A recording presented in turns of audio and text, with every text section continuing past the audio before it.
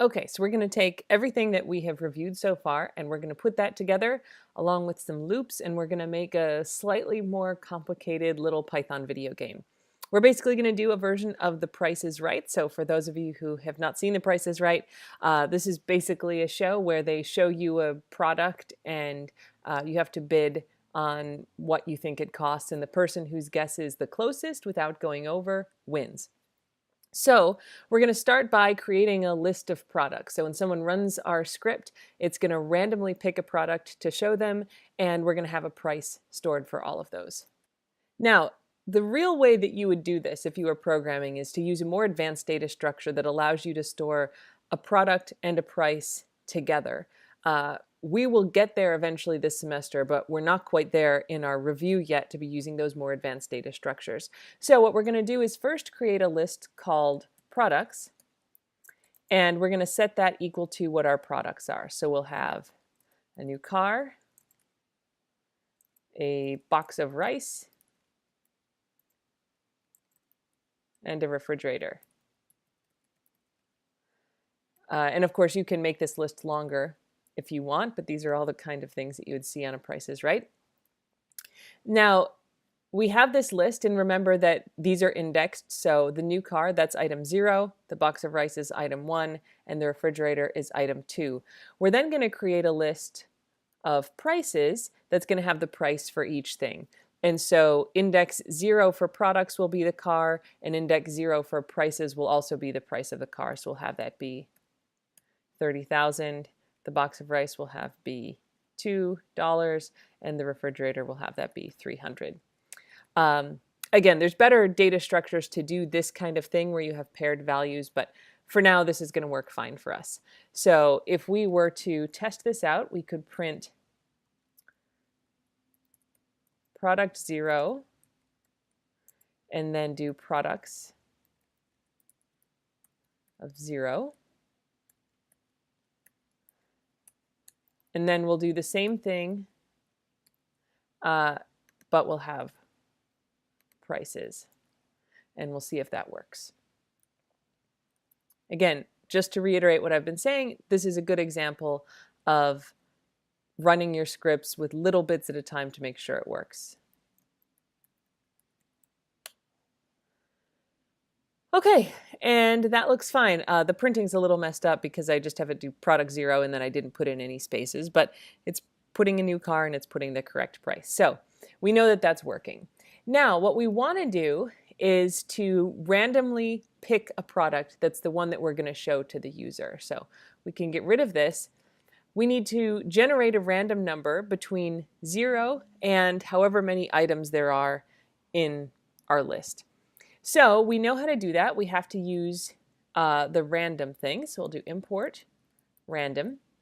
And then the item that we pick is going to be a random number, a random integer, between 0 and however many items there are. Now we know that there's 3 right now, but we might expand that, and we don't want to have to change every place in the code where we've referred to how many products there are. And so what you can use is this thing called len for the length, and we'll do the length of products, which if we've done this right will be the same as the length of prices. So that's going to give us a random number between 0 and 3, but we don't want it to go up to 3 because this is number 0, this is number 1, and this is number 2. So we're actually going to do the length of the products minus 1, and that allows us to have 0, 1, and 2 as our 3 options. So let's now just print that number to make sure that this is working. So we get a 2, a 1, a 1, a 2, and a 0. So great, that's working fine. So now we have item, which is storing the index of the product that we're going to show. Instead of just printing that number, let's start creating our user interface for the game. So we'll print welcome to The Price is Right. And then a message.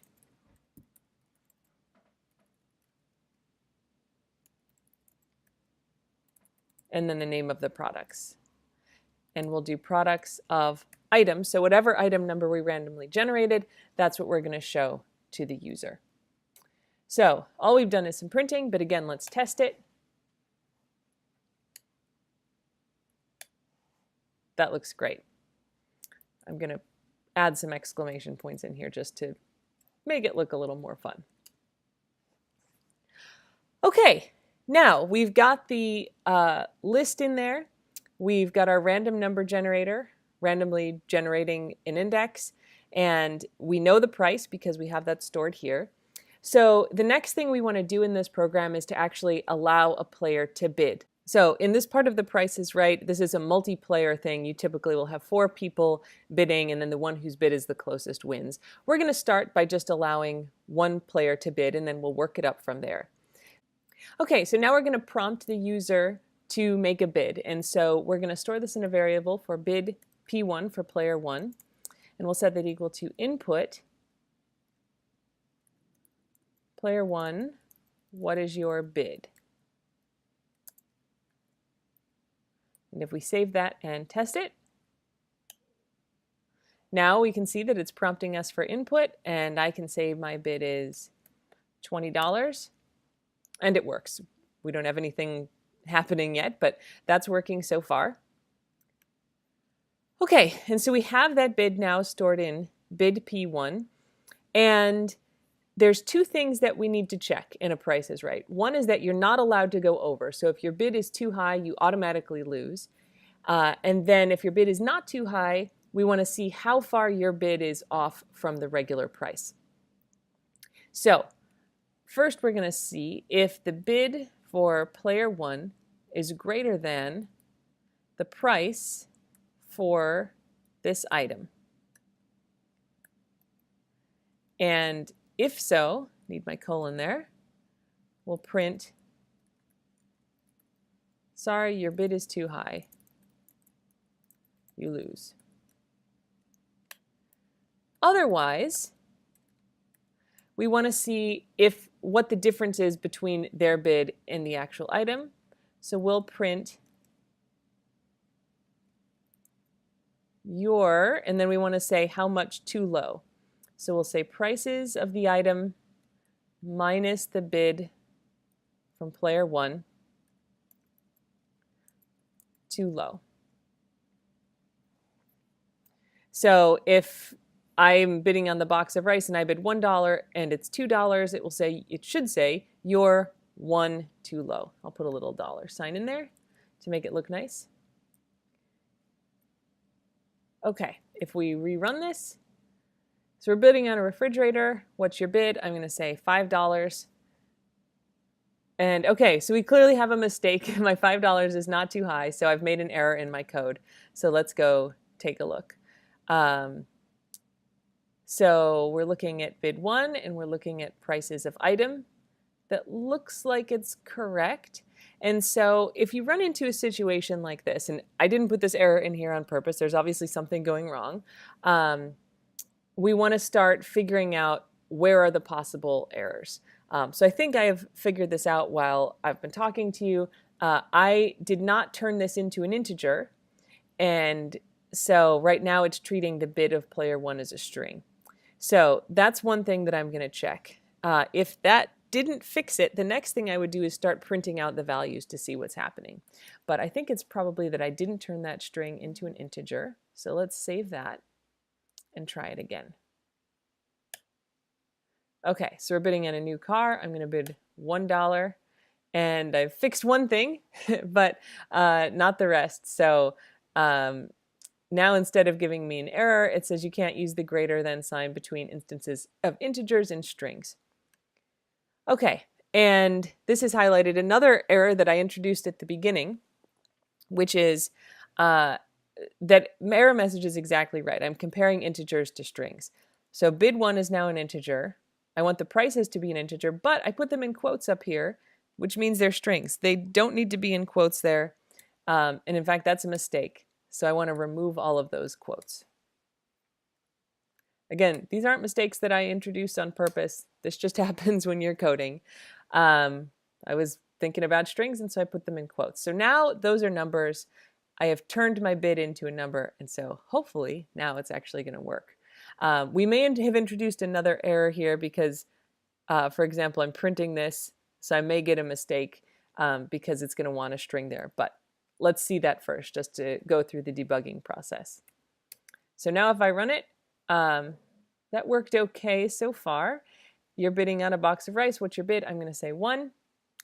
And now we're getting another error, but it's different. And this is what I was just referring to, which is it says I'm concatenating strings and integers. So we want to go back and fix all of that. This one's fine because that's actually a string. That's the name of the product. But here, when I use the price, I'm doing some math in here. That's an integer. So I want to turn that whole expression into a string. Do the math and turn that into a string. Once I've fixed that, now it might work. Okay, so I'm bidding on a new car. I'm going to bid $1. And that works. That's great. We'll try it again. Let's make a really big bid. Great, it says it's too high. Here's the refrigerator, so we'll try another item. Great, so that seems to be working now. So we've worked out a whole bunch of bugs. Okay, so we've got this working for one player. Now we want it to work for multiple players. So we're going to do exactly the same thing for all the players. Now, typically you'd have all the players bid, and then you're going to figure out who's closest. So first, what we want to do is get all of the players to give us their bids. So we could just take this line and copy it 4 times. And so we'll just have player 1, player 2, player 3, player 4. But what we want to do here is practice our loops a little bit, and so we're going to look at how to do that with a loop.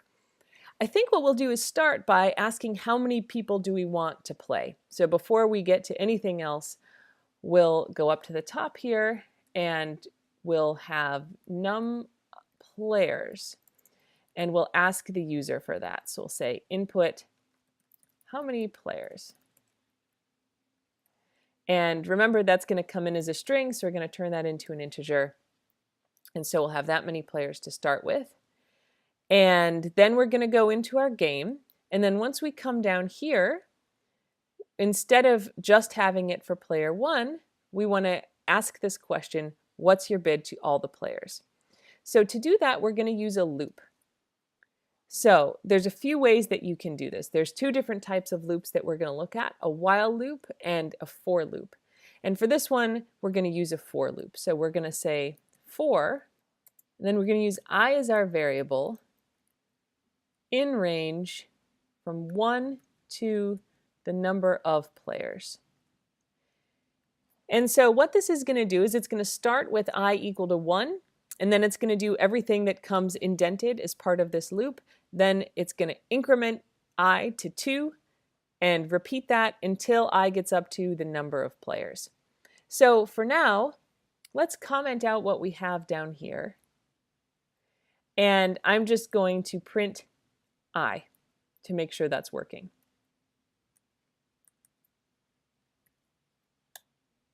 So how many players? Let's say 4. And we've got 1, 2, and 3, and then it's stopping. It's not including that top number. And so we'll fix that. We'll say number of players plus 1. Run that again, 4 players, and now we're getting 1, 2, 3, and 4. Great, so we know that that's working. I'm going to make one tweak to just put a space here to make that look a little bit nicer. And so now instead of just printing the number in the range down here, we're going to ask for the bid. So we're going to, for now, just copy this line and put it here. Now we're going to have to make some updates because we have a variable name here. And so let's fix one thing at a time. We have to fix that so we're not just storing it in a variable, because if we did, it would just get overwritten with every player. And we also need to change the question that we're asking. Instead of asking for player 1, we want to ask for player I. So let's fix that first. We're going to say player, and then the string version of I, and then continue on with what is your bid. And let's run that right now, even though we won't be storing things correctly, just to see if that's working. So we'll say 4 players, player 1, what is your bid? Player 2, player 3, and player 4. Great. So the interface is working. Now we want to store the values correctly. So we're going to store those in a list. And let's have that be called bids. And I'm going to just start with it equal to, let's say 0 for all the players. The problem is we don't know how many players there are. So we could start it off like that, but that's not going to work for us if we have 5 players or if we have 2 players. So we need to create bids and then push in the value that the user inputs. So to do that, we're just going to start with bids is empty. And then down here, we'll do bids.append, which is how we put things into a list like this, and then take everything for the input there. So this is looking like a really complicated line, but we're basically saying, here's our list bids. We're going to append the integer version of the answer players type in to this question. Okay, so let's see if that will run first. So we'll say 5 players, and now we're running into an error. And this is tuple object has no attribute append. And that's because I have a typo here. Bids should be with square brackets to basically say we have an empty list. So now if we try that, we'll say there are 5 players. This looks like it's working. Everything seems to go well. Okay, so we now have an interface where users can type in their values. We're storing them in bids, and we can get all of the players' bids. And so then the next step is to figure out who is the winner. So the winner is whoever's guess is closest without going over. So we want to go through each of the bids, see if it's too big. If it's too big, we just ignore it. And if it's not too big, find the difference between it and the real price and keep track of who's winning. And once we've gone through everyone, we'll know who the winner is. So we're going to create a variable to store who the current winner is. And we're just going to say that's 0 for now. We don't have a player 0, so that's not going to work. And if all the players bid too high, we won't have a winner. And if we'll know that that happened if current winner is 0 all the way at the end. So we're going to say the current winner is 0. We're going to check each of the bids. Whoever has the closest bid gets set to the current winner until we check the next person, and so on. And then at the end, if current winner is still 0, we know that everybody lost. If it's not 0, we know that we found a winner, and we're going to announce that. So say the current winner is 0, and now we want to go through each of the bids. We can use a for loop for that in the same way. And instead of going to number of players plus 1, we can go to the length of bids. So let's do that. We're going to, let's just copy this for now. So we can still use I just fine. And so we'll say for I in the range from 1 to the length of bids. So for each bid. But we actually want that to start at 0 because we have a list, and that's going to be starting index at 0. Again, just to make sure things are working, let's just print player I bid, and then the string version of bids of I. So we're using I here. It's going to start at 0, so it won't look exactly right. It's going to be off by 1, but this is just a test message. So it'll say player 0 bid, and then show us what's stored in bids of 0, and it should do that for all the players. If you were actually using this, you'd want to do I plus 1, but we're just checking to see if our loop is set up correctly. So let's run that. We're going to say 4 players. And, so it's just printing out the letter I here because I put that in quotes, but it's working well enough. We can see that we're repeating all the values that I typed in. Okay, so we can get rid of that. Our loop is set up correctly. And now what we want to do is see, is the bid too high or is it correct? Well, we have that code down here. We wrote that already. So I'm going to delete this input line because we moved that up here. I'm going to uncomment this code. And then we're going to move that up and indent that. Now we have to make some adaptations, but basically we're checking, is the bid too high, or here's the difference. Now we're not going to use bid P1. Instead, we're going to use the bid for player I. And that's going to be compared to prices of item. So that works. Now we'll fix these prints later. We're not going to use those right here. So if the bid's too high, then we'll ignore it. Otherwise, we're going to start using here. We'll get rid of the print. For now, we're just going to write down the prices of item 1 minus the bid on I. Okay, so we've got our if statement embedded in here. We're not going to do anything in this case. We don't bother using this to pick a winner, but we could say, sorry, player, and then concatenate the string version of I plus 1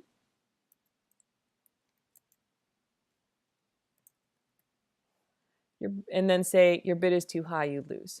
So if a player bids too high, it should print sorry player. And then if we're like on player 0, 0 plus 1, so player 1, your bid is too high, you lose. So that's fine. We can print that message there. Let's comment this out for now and just see that working. So run this. Okay, so this shows me that I have an error on line 24. And I think that's because I have this else here. So let's comment that out. Okay, so we have 4 players. We're bidding on a new car. And so I'm going to bid very high amounts for everybody. And we're getting there. But I think I have a typo and it came up as an error. So bids is the name of my list, and I have bid singular here, which should be the error. All right, let's try it again. 4 players, we're bidding on the refrigerator. So again, we'll put in some high values. And that's working. Everybody's bid was too high, and so we're able to find out that everyone has lost. Next, we want to come down and deal with that else. What if the value's correct? So let's say the difference is the price of the item minus the bid on the item. Now, is this the smallest difference is what we want to check. So we need to know who the current winner is and what their bid was. So there's a few ways that we can do this, but we'll do it with data that we kind of have at hand. We don't have to create any new variables. So we'll say if this difference that we just calculated is smaller than the price of the item minus the bids of the current winner.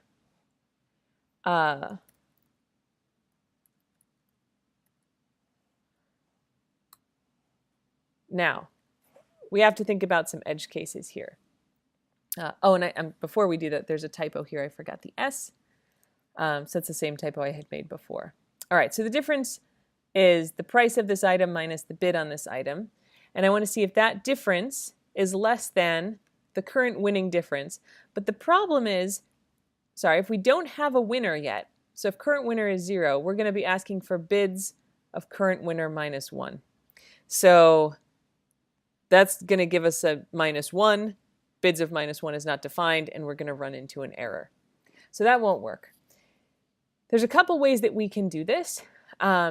We can either put in a check here and say if the current winner is 0, well, then we know that this player that we're looking at must be the current winner because there isn't one.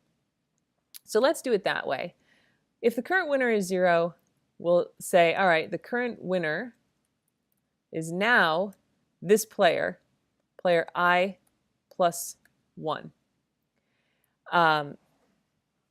And we can say that because we've already checked and we know that the current player hasn't bid too high. So whatever their bid is, it's the current winning bid because we haven't seen anybody with a better one. So we can say that. And we have to do the I plus 1 because remember we're starting I at 0. but our players start at 1, so we're going to up that by 1. Otherwise, we can check to see if the difference for the current person is less than the difference for the current winner. And if it is, we'll say the current winner is I plus 1, and we don't have to do an else. The else would be we just keep the current winner the same. Now, a different way to handle this would be that we keep our value current winner, and then we could create a variable that says the current difference or the winning difference so far, and compare the difference that we just calculated to that winning difference. And if the current bid is better, then we update the current winner, and we also would update the winning bid. Both of those are reasonable approaches to this. If you wanted to do it that way, and I'll just put that code here in a comment, we would have to add in, we'll call it the best difference, and we'll set that equal to some really big number because you don't want it to be too small. And so we would say if the difference is less than the best difference, then the current winner is I plus 1, the same thing, and we'd update the best difference to the difference we just calculated. So this is an alternate way, and I'll label it like that.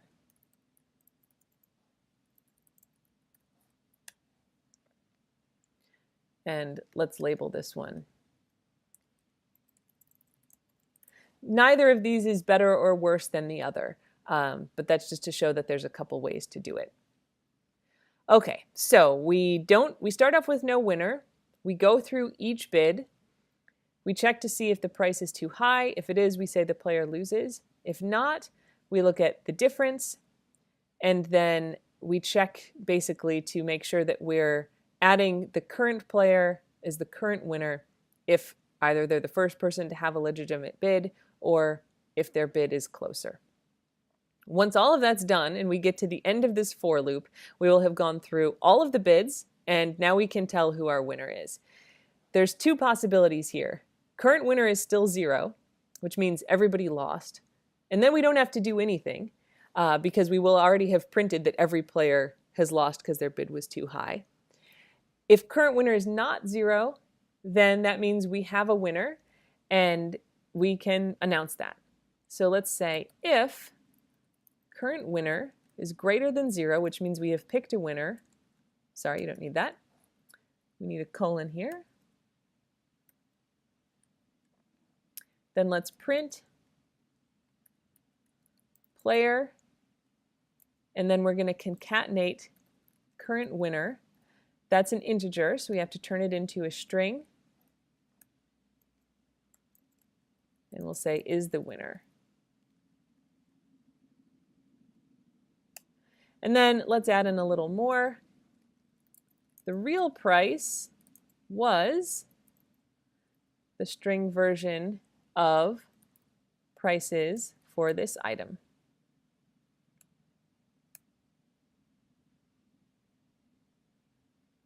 And then let's just put an exclamation point at the end.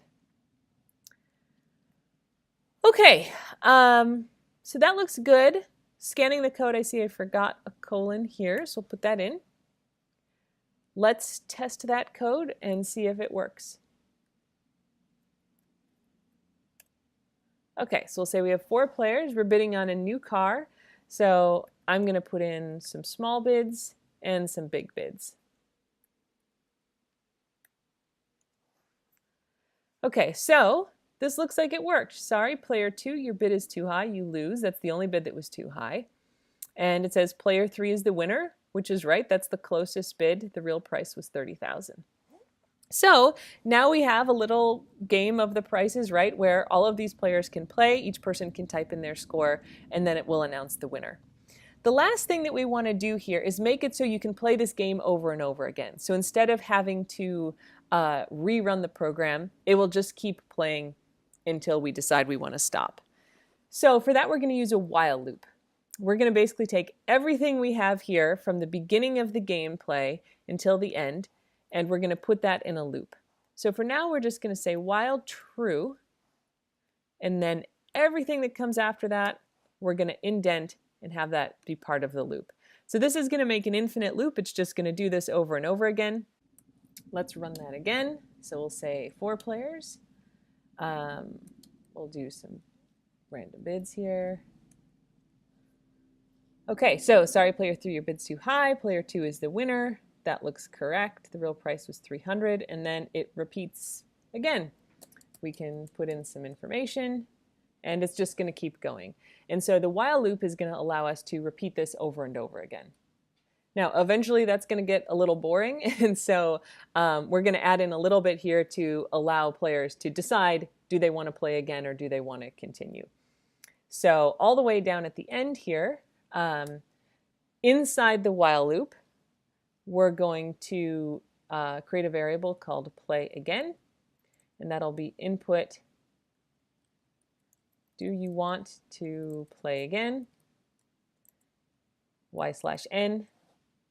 And I'm going to put a new line at the beginning of this just to make it look nice.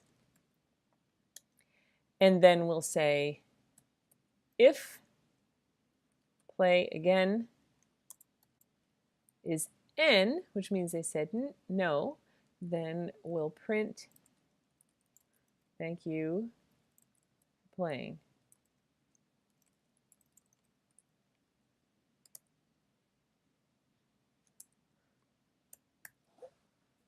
I need my open parentheses here. And we don't really need to do anything if they said yes, because the loop will just continue going.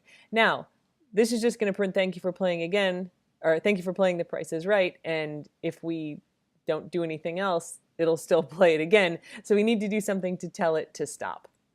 And so for that, we're going to do break. Break is a command that means break out of the loop that we were in. So we were in this while loop. And so if they say no, then we're going to break out of that and it's going to stop. So let's save this.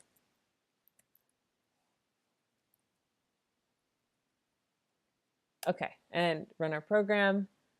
Oh, I have an error in here. So it says invalid syntax, and that I think is because I forgot my colon after the if. So I forgot my colon there. Let's try it again. All right, let's do 3 players just to make it go a little faster. We'll put in a low bid, medium bid, and high bid. Okay, so that works fine. Do you want to play again? Let's say yes. Great, we get to bid on the refrigerator again. Someone will be smart and bid the actual amount.